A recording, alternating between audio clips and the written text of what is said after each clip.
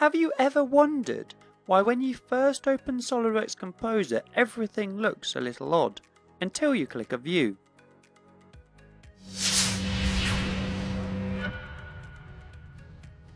Well, if I turn on the timeline and open a file with an animation, you can see that I do not get this behavior. The reason it looks odd is that the file has automatically opened in animation mode, but you haven't told the actors what to look like in the timeline yet, so they have gone to their neutral properties and everything looks a bit messy. However, what if you don't want to create an animation? This can get annoying, having to activate a view every time. Instead, you can open a file in view mode.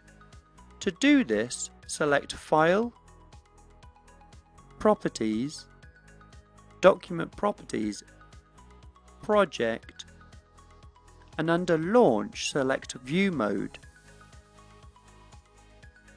If I now open this file, it will open my first view automatically.